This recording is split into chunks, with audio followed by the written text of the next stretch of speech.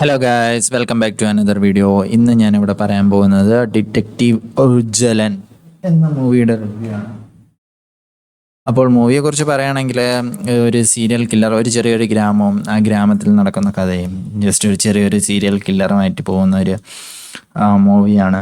അതേപോലെ തന്നെ cinema start ചെയ്യുന്നത് മുതൽ അത്യാവശ്യം കൊള്ളാവുന്ന ചെറിയ ചെറിയ കോമഡി, പൊട്ടിച്ചിരിക്കുന്ന കോമഡി അല്ല, ജസ്റ്റ് നമുക്കൊരു പുഞ്ചിരി വരുന്ന ചെറിയ ചെറിയ കോമഡീസ്, സ്ഥിരം കാണുന്ന കോമഡീസ് ആണെങ്കിലും കുഴപ്പമില്ല, കണ്ടുകൊണ്ടിരിക്കാൻ വലിയ പ്രശ്നമുള്ളതെന്നല്ല. ഭയങ്കര ചളി കാര്യങ്ങൾ, അപരാധം, അങ്ങനത്തെ കോമഡി ഒന്നുമല്ല, കണ്ടുകൊണ്ടിരിക്കാൻ പറ്റുന്ന രീതിയിലുള്ള കോമഡീസാണ്.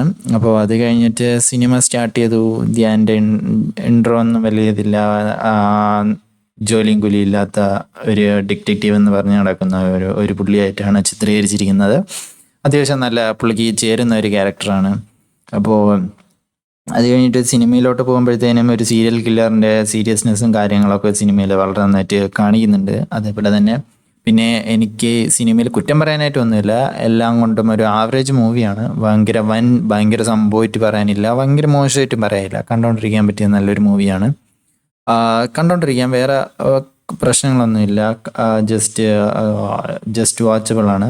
അത്യാവശ്യം നല്ലൊരു മൂവിയാണ്. അതേപോലെ തന്നെ എല്ലാവരും നല്ല രീതിയിൽ തന്നെ പെർഫോം ചെയ്തിട്ടുണ്ടായിരുന്നു. റീൽസിൽ കാണുന്ന 2-3 പേരൊക്കെ ഞാൻ ഇതിൽ കണ്ടായിരുന്നു. പേര് എനിക്ക് കറക്റ്റ് അറിയത്തില്ല, അമീൻ അങ്ങനെയാണെന്ന് തോന്നുന്നു പുള്ളിക്കാരൻ്റെ പേര്. പുള്ളിക്കാരൻ നല്ല രീതിയിൽ, അത്യാവശ്യം നല്ല രീതിയിൽ അഭിനയിച്ചിട്ടുണ്ടായിരുന്നു. ക്യാരക്ടർ ഡിമാൻഡ് ചെയ്യുന്ന രീതിയിൽ അഭിനയിച്ചിട്ടുണ്ടായിരുന്നു. അതേപോലെ തന്നെ ധ്യാന് നമുക്കറിയാതെ അഭിനയിക്കാൻ അത്ര മോശമില്ലാത്തൊരു ആക്ടറാണ് പുള്ളിക്കാരൻ്റെ ക്യാരക്ടർ വളരെ നന്നായിട്ട് ഡീൽ ചെയ്തിട്ടുണ്ട്. പിന്നെ ഇതിൽ എടുത്തു പറയാനായിട്ട് വില്ലൻ, പുള്ളിക്കാരൻ നല്ല രീതിയിൽ അഭിനയിച്ചിട്ടുണ്ടായിരുന്നു. വില്ലനും കാര്യങ്ങളും അതെല്ലാം നല്ല രീതിയിലുണ്ടായിരുന്നു. സിനിമയുടെ ഒരു പോസിറ്റീവ് പറയുകയാണെങ്കിൽ, നമുക്ക് ഈ സിനിമ കണ്ടുകൊണ്ടിരിക്കുമ്പോഴത്തേനും ആരാണ് സീരിയൽ കില്ലർ എന്ന് നമുക്ക് അറിയാനുള്ള ഒരു ആകാംക്ഷ ഉണ്ടാക്കാൻ ഈ സിനിമയ്ക്ക് കഴിഞ്ഞിട്ടുണ്ട്. അപ്പം നമുക്ക് ആരാണെന്ന് അറിയാനുള്ള ഒരു ആകാംക്ഷ പുള്ളിക്കാരൻ കൊണ്ടുവരാൻ കഴിഞ്ഞിട്ടുണ്ട്. ട്വിസ്റ്റ് കുറേ മൂവീസിൽ കാണുന്ന തരത്തിലുള്ളതാണെങ്കിലും കുഴപ്പമില്ല, കണ്ടുകൊണ്ടിരിക്കാൻ ഫ്രഷ്നെസ് ഒക്കെ ഫീൽ ചെയ്യുന്ന ഒരു ട്വിസ്റ്റും കാര്യങ്ങളും ആണ്. അതേപോലെ തന്നെ ഇതിൻ്റെ 2ാം ഭാഗം കാണത്തില്ല, ഇത് സിനിമാറ്റിക് യൂണിവേഴ്സിലാണ്.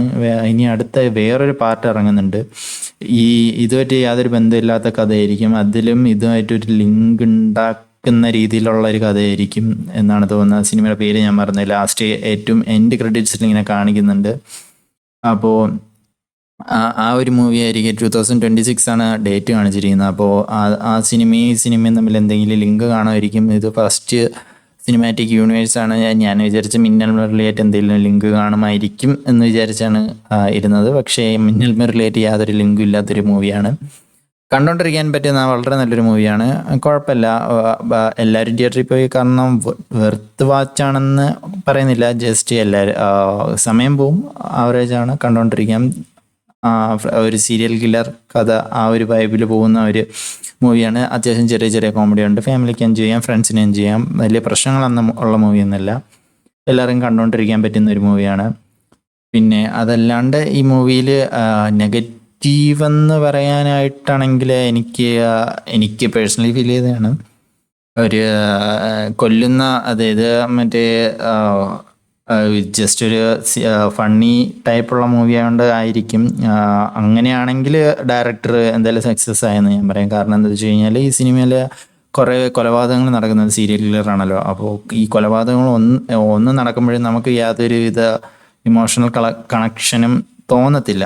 എനിക്ക് തോന്നുന്നു അത് ഡയറക്ടറിന് അതായിരിക്കും വേണ്ടത്. കാരണം ഇപ്പോൾ ഒരു ഇമോഷനായിട്ട് നമുക്ക് ഫീൽ ചെയ്ത് കഴിഞ്ഞാൽ ചെറിയൊരു മനസ്സിന് വിഷമം ഉണ്ടാക്കും എന്ന് കരുതി പുള്ളിക്കാരൻ അത്ര ഇമ്പോർട്ടൻസ് കൊടുക്കാതെ എടുത്തെന്നാണ് എനിക്ക് തോന്നുന്നത്. അങ്ങനെ ഇപ്പോൾ ഒരാളെ കൊല്ലുമ്പോഴത്തേനും നമുക്ക് അയാൾ ആരാണെന്നോ എന്താണെന്നോ നമുക്കൊന്നും അറിയത്തില്ല, ആരെയോ കൊല്ലുന്നു, നമുക്ക് അതിനുള്ള യാതൊരു പ്രശ്നമില്ല. അങ്ങനത്തെ ഒരു മൂവിയായിരുന്നു, അങ്ങനത്തെ ഒരു ടെക്നിക്കലിൽ പോകുന്ന ഒരു മൂവിയായിരുന്നു. മേ ബി എനിക്ക് തോന്നുന്നു ഡയറക്ടർ അത് തന്നെയായിരിക്കും ഉദ്ദേശിച്ചത്. അങ്ങനെയാണെങ്കിൽ ഡയറക്ടർ വളരെ രീതിയിൽ ഇതിൽ സക്സസ്ഫുൾ ആയെന്ന് തന്നെ പറയാൻ പറ്റും. അതേപോലെ തന്നെ അതെനിക്ക് നെഗറ്റീവാണോ പോസിറ്റീവാണോ എന്നറിയില്ല, ഡയറക്ടർ എന്താണോ ഉദ്ദേശിച്ചതെന്ന് എനിക്കറിയത്തില്ല. ഇപ്പോൾ ഡയറക്ടർ ഉദ്ദേശിച്ചത് അങ്ങനെയല്ല, ഇമോഷണൽ കണക്റ്റ് ആവണം, നമുക്കൊരു വിഷമം തോന്നണം എന്നാണെങ്കിൽ ഞാൻ ഫീലറായി എന്ന് പറയും. പക്ഷേ അങ്ങനെയല്ല, ഇതൊരു ജസ്റ്റ് ഒരു ഫണ്ണി ജോണറിൽ പോകുന്നതായതുകൊണ്ട് ഇങ്ങനെ വിഷമിക്കേണ്ട ആവശ്യമില്ല എന്ന് കരുതിയാണ് പുള്ളിക്കാരൻ ഇത് എടുത്തിട്ടുണ്ടെങ്കിൽ കുഴപ്പമില്ല, അത് അക്സെപ്റ്റബിൾ ആണ്. അത് നല്ല രീതിയിൽ തന്നെ ഔട്ട്പുട്ട് വന്നിട്ടുണ്ട്. പിന്നെ കണ്ടുകൊണ്ടിരിക്കാൻ പറ്റിയ നല്ലൊരു മൂവിയാണ്. പിന്നെ വില്ലൻ കഥാപാത്രം പുള്ളി അഭിനയിച്ച കാര്യങ്ങളും അത് കൊള്ളായിരുന്നു. പുള്ളിയുടെ അഭിനയവും കാര്യങ്ങളൊക്കെ നല്ല രീതിയിലുണ്ടായിരുന്നു. പിന്നെ അതിൽ മോശം പറയാനായിട്ടൊന്നുമില്ല, നായികയും കാര്യങ്ങളൊന്നുമില്ല. അപ്പോൾ പിന്നെ ജസ്റ്റ് നായകനും വില്ലനും മാത്രമുള്ള ജസ്റ്റ് നല്ലൊരു മൂവിയാണ്. ചെറിയൊരു ഗ്രാമത്തിൽ നടക്കുന്ന ചെറിയൊരു മൂവിയാണ്.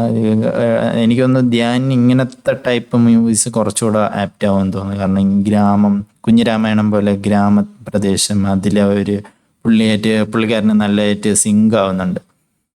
കണ്ടുകൊണ്ടിരിക്കാൻ അത്യാവശ്യം നല്ലൊരു മൂവിയാണ്. എല്ലാവർക്കും പറ്റുമെങ്കിൽ തിയേറ്ററിൽ പോയി കാണേണ്ടതാണ്.